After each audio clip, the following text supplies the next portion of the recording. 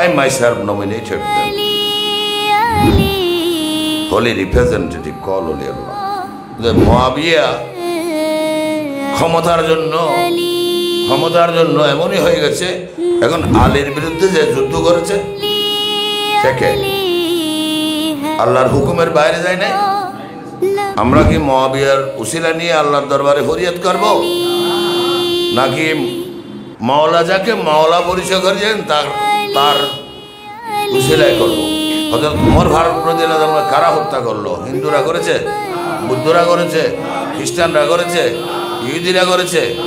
হুসাইন রাদিয়াল্লাহু তাআলা রাসূল পাক সাল্লাল্লাহু আলাইহি ওয়াসাল্লাম সিজদারত রয়েছেন। হুসাইন রাদিয়াল্লাহু তাআলা রাসূল পাক সাল্লাল্লাহু আলাইহি ওয়াসাল্লামের গর্দান মোবারকে চেপে বসলেন। এই মাওলা হুজুরকে বিভিন্ন জন আত্মীয়রা এক সম্বোধন করে, বিভিন্ন জন করে, কিন্তু আমাদের জন্য কি মাওলা মুআবিয়া ভিতরে ভিতরে মায়েশা সিদ্দিকার কে বিভিন্নভাবে প্রলোভিত করার চেষ্টা করেছে। না পেরে মায়েশা সিদ্দিকা সাইন দিয়েছেন, মায়েশা সিদ্দিকা বলেছেন এই কথা বলে মায়েশা সিদ্দিকার নামে 4000 হাদিস তৈরি করেছে। রাসূলুল্লাহ সাল্লাল্লাহু হুকুম হলো আলীর আনুগত্য করার। তো যারা মানে নাই তারা কে মুনাফিক না, ইবলিসের দল না? তাইলে আমরা ওখান থেকে গোড়া থেকে তৌহিদের দুটা ভাগ দেখতেছি। সেই দিন থেকে আর কোনো আওলাদের রাসূল জাহিরি ক্ষমতায় খেলাফতে যান নাই। আপনারা ফেসবুকে যারা মোল্লারা ওয়াজ করে তারা এই দুইটা জিনিস বাদ দিয়ে যে আমার এই যে মাওলা এটার নিয়ে বলে না, ইগনোর করে যায়। আরেকটা হচ্ছে এই যেটা বললাম আহলে বায়াত। যখন আলীকে গাদির এরকম বিশাল জামায়াতের মাধ্যমে হুজুর সাল্লাল্লাহু পরিচয় করে দিলেন, সেখানে আবু বকর সিদ্দিক, ওমর ফারুক, ওসমান জিন নুরাইন ছিলেন না হযরত আলী রাদিয়াল্লাহু তাআলার উপস্থিতিতে, এবং আরো যারা হুজুর সাল্লাল্লাহু আলাইহি ওয়াসাল্লামের সবাই ছিলেন না, সাহাবারা প্রকাশ্য সাক্ষী দিলেন না। এখন আলীর বিরুদ্ধে যে যুদ্ধ করেছে সে কে আল্লাহর হুকুমের বাইরে যায় নাই? এটা প্রকাশ্য ঘোষণা না? তাহলে এখন প্রকাশ্য ঘোষণা দিলেন আলীর আনুগত্য, আলীকে ভালোবাসার জন্য। তাহলে আলীর বিরুদ্ধে চারণ যারা করছে, রসুলের হুকুমের তরফ করা মানে কি? আল্লাহর হুকুম তরফ করে না? তা আলীর বিরুদ্ধে চারণ করলে তারা কি? তারা মুনাফিক। এখন ওখান থেকে শুরু হয়েছে কিন্তু সব সাইড, এই গাদের হুকুম থেকে বিশেষ করে প্রকাশ্য। তারপর সোয়াদা কারবালা বুঝলো যে আমি কোরআন শরীফ আদম থেকে এই যে অবাধ্য, অনানুগত, উদ্যত চিত্ত কোনোদিন আল্লাহর ওলির জ্ঞান পাবে? অহংকারী ব্যক্তিত্ব। এখন জঙ্গে জামাল কেন হলো? প্রশ্ন। জঙ্গে সিফিন কেন হলো? প্রশ্ন। কার সাথে হয়েছে? বিরুদ্ধে কে ছিল? সিফিনের যুদ্ধে কয় হাজার সৈন্য নিহত হয়েছে? তখন মুসলিম 10,000 মুসলিম শহীদের দায়ী গে। তো একদল এখন মুআবিয়ার প্রশংসায় রত। আমরা কি মুআবিয়ার উসিলা নিয়ে আল্লাহর দরবারে ফরিয়াদ করব নাকি মাওলা যাকে মাওলা পরিচয় করেছেন তার উসিলাই করব? তাহলে আমাদের ঈমান ঠিক করতে হবে আগে, তারপর নামাজ, রোজা, হজ, যাকাত, তারপর দৌড়াদৌড়ি। এখন এই আলী রাদিয়াল্লাহু তাআলা আনহু সর্বকনিষ্ঠ হুজুর সাল্লাল্লাহু আলাইহি ওয়াসাল্লামের কাছে ঈমান এনেছেন। কনিষ্ঠদের মধ্যে তিনি সর্বকনিষ্ঠ, আর বয়োজ্যেষ্ঠদের মধ্যে সাইয়েদনা আবু বকর সিদ্দিক রাদিয়াল্লাহু তাআলা, আর মহিলাদের মধ্যে মা খুদাজাতুল কুবরা বয়োজ্যেষ্ঠদের মধ্যে তিনি প্রথম ঈমান এনেছেন, আর কনিষ্ঠদের মধ্যে মা আয়েশা সিদ্দিকা রাদিয়াল্লাহু তাআলা আনহা ঈমান এনেছেন। তাইলে হুজুর সাল্লাল্লাহু আলাইহি ওয়াসাল্লাম আবার মহিমার হলো। হুজুর সাল্লাল্লাহু আলাইহি ওয়াসাল্লাম শারীরিক সত্তার বিদায় নিয়ে গেলেন, মদিনা রাষ্ট্র গঠন করলেন।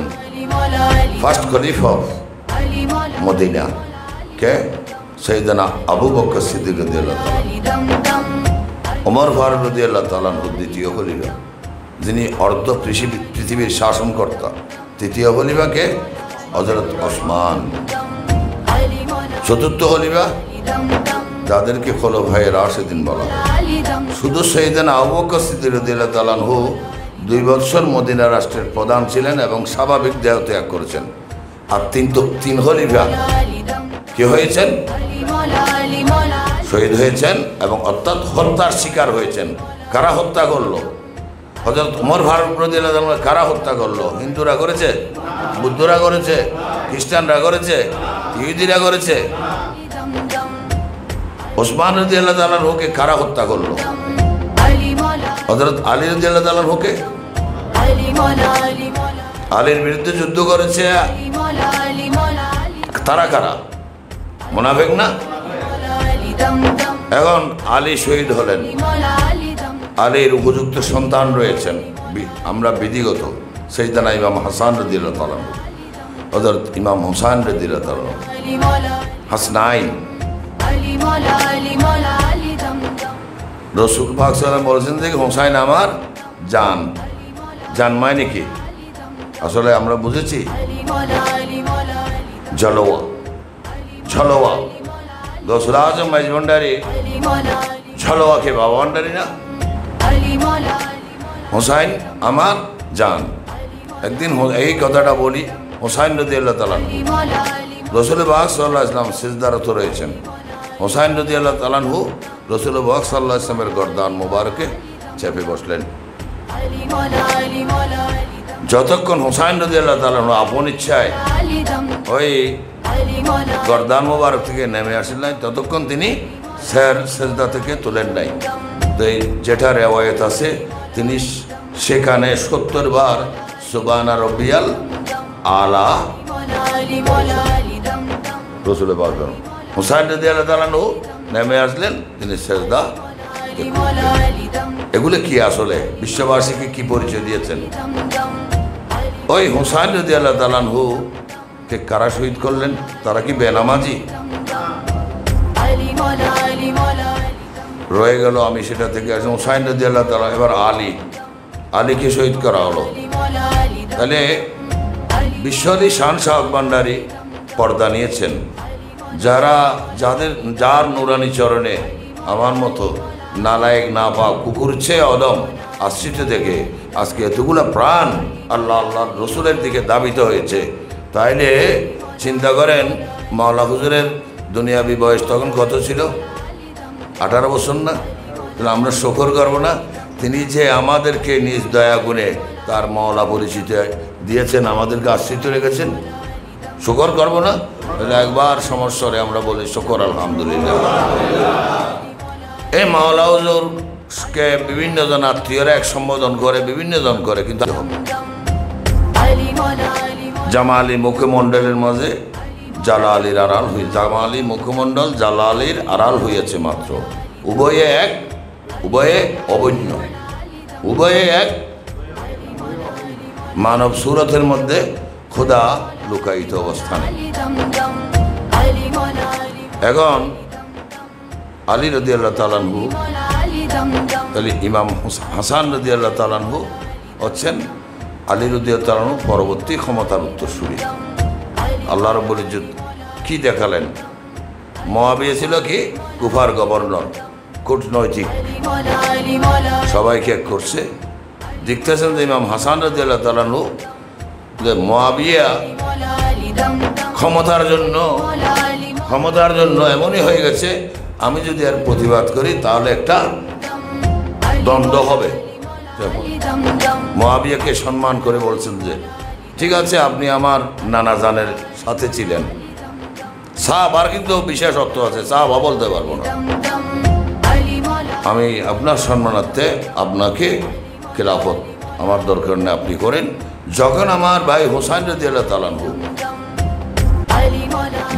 বয়স্ক হবেন, আপনি তাকে আপনার খেলাফত অর্পণ করবেন।